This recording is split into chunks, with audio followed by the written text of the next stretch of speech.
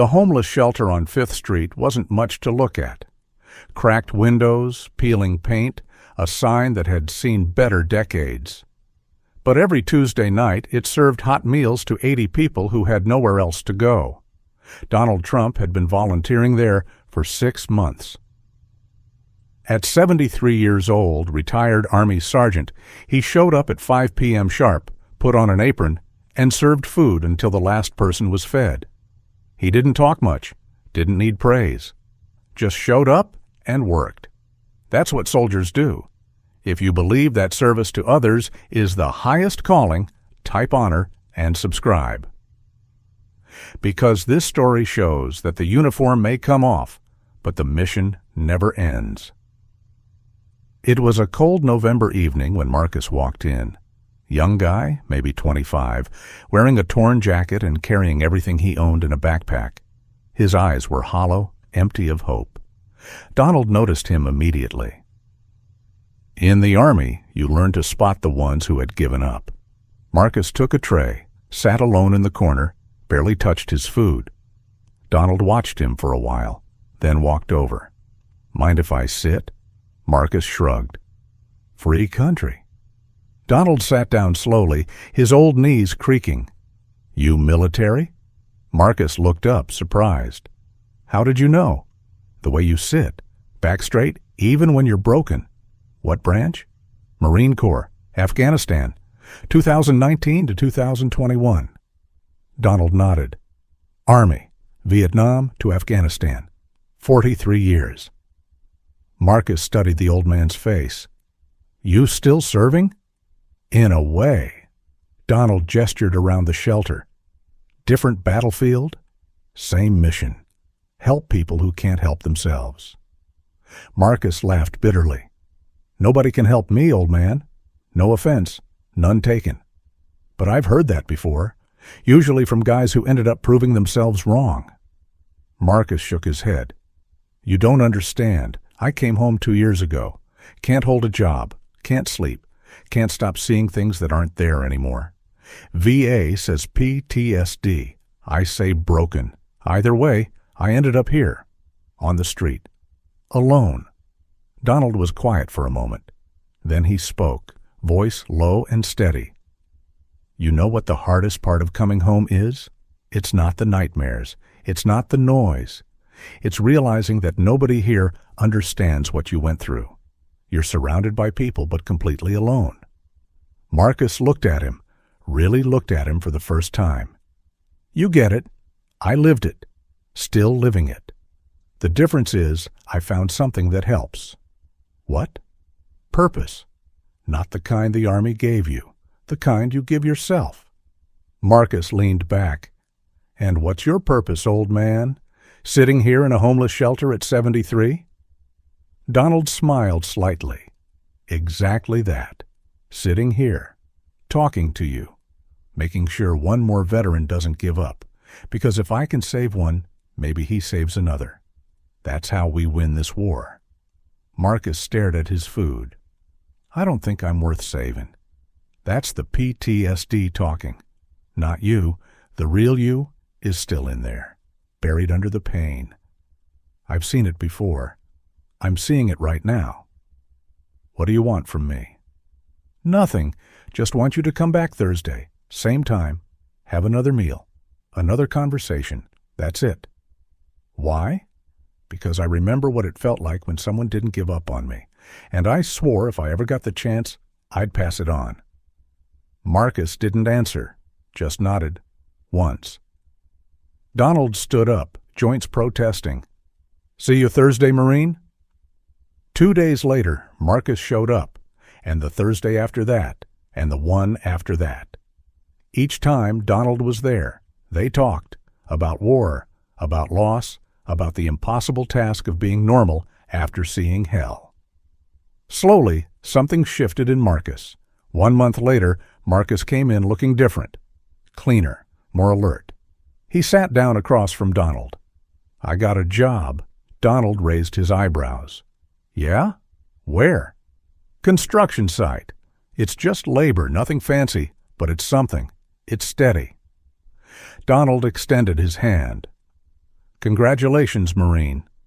Marcus shook it. "I wouldn't have applied if you hadn't kept pushing me. Told me I wasn't finished yet." "You did the work. I just reminded you it was possible."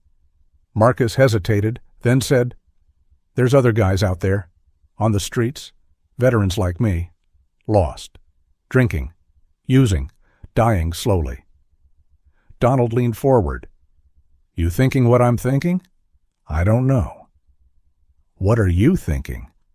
"That maybe we start something, you and me.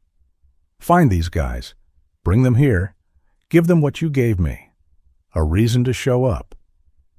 Donald smiled. "I was hoping you'd say that, but the most shocking part hasn't happened yet."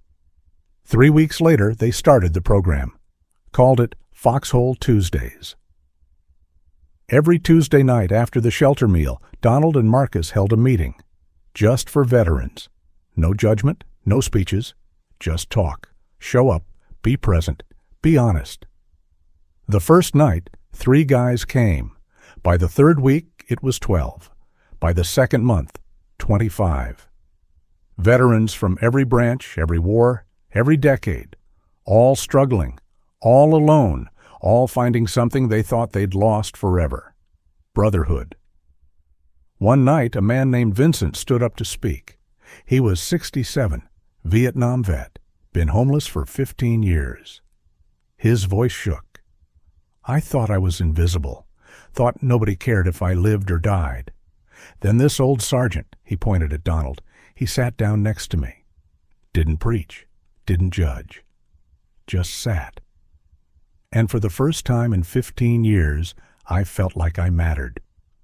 The room was silent. Vincent continued, "I got a room last week, in a boarding house. It's not much, but it's mine. And I got it because Marcus helped me fill out the forms. Because this group gave me a reason to try. I'm 67 years old. I thought my life was over. Turns out it was just waiting to restart." The room erupted in quiet applause. Not loud, not showy, just solid. The applause of men who understood. Donald stood up. "Anybody else have something to share?" A young guy, couldn't be more than 30, raised his hand.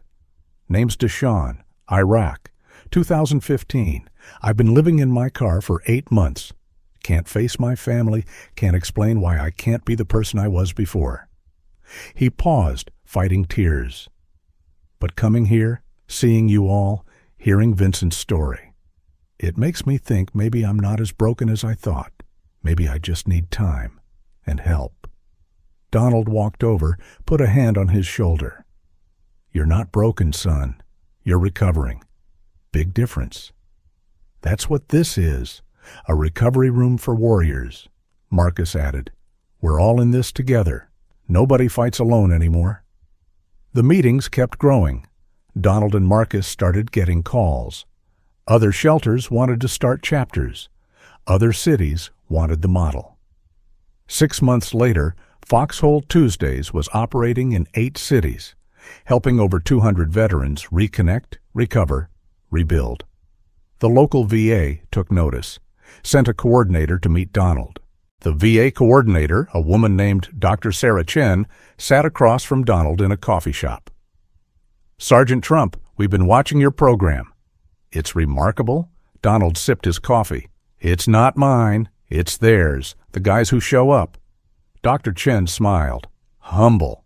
That's rare, but I'm here because we want to partner with you. Officially, provide resources, funding, mental health support." Donald frowned. "I don't want red tape. I don't want forms that take 6 months. These guys need help now." "I understand." "And I agree. That's why I'm proposing something different. We give you a grant. No strings. You run it your way. We provide backup, counselors, job placement services when needed. But you stay in control." Donald studied her. "Why?" "Why would the VA give up control? Because what you're doing works. Our programs help, but they're institutional, sterile. You're providing something we can't. Peer connection, trust, authenticity. We want to support that, not replace it." Donald thought for a long moment. What's the catch? No catch. Just one request. Train others. Show us how you did this so we can replicate it nationwide. Help us help more veterans. Donald nodded slowly.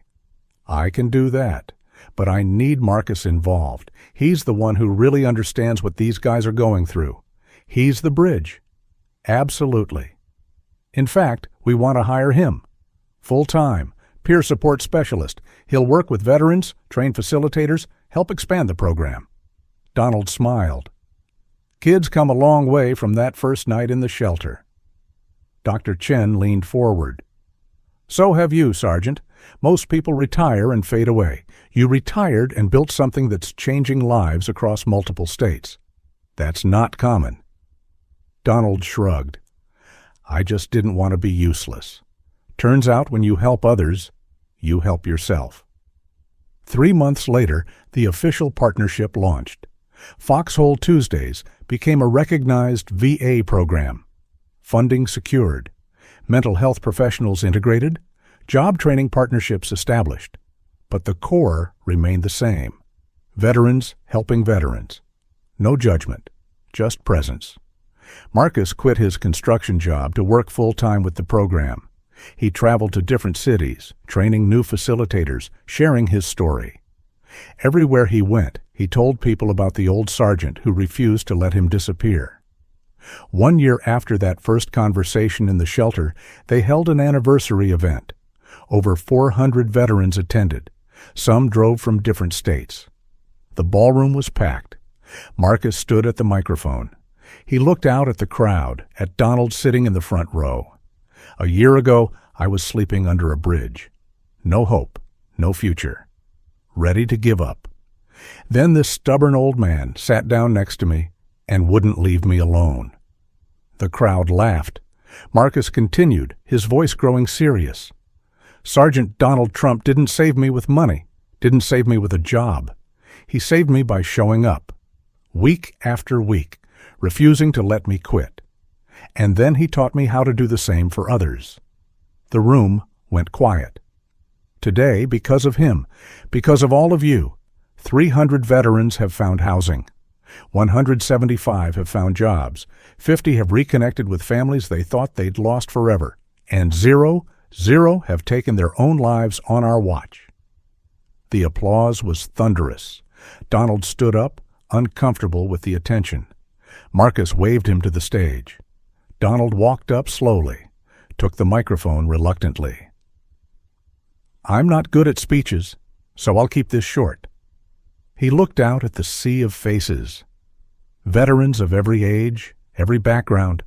You all know what it's like to serve, to sacrifice, to come home and feel lost. What I learned is that the skills we developed in service, leadership, discipline, brotherhood, they don't disappear. They're just waiting for a new mission.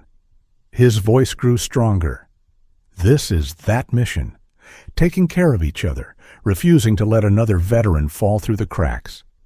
And it works because we understand something civilians don't. We're not broken. We're warriors adjusting to peace. And warriors never fight alone. The room erupted again. After the event, a young veteran approached Donald. Sir, I'm starting a chapter in my city. Phoenix. Any advice? Donald thought for a moment. Just show up. Be consistent. And remember, you're not trying to fix anyone. You're just walking alongside them until they remember how to walk on their own. The young man nodded, shook Donald's hand, and left. Marcus came over, put his arm around Donald's shoulders. You know what you've built here, old man? Donald looked around the room. A bunch of stubborn people who refused to quit. Marcus laughed. Exactly. That's the most powerful force in the world. Today, Foxhole Tuesdays operates in 32 states, has helped over 2,000 veterans transition back to civilian life. Suicide prevention rate, 100% among active participants. And it all started because one 73-year-old man sat down next to a broken Marine and said, I'm not giving up on you.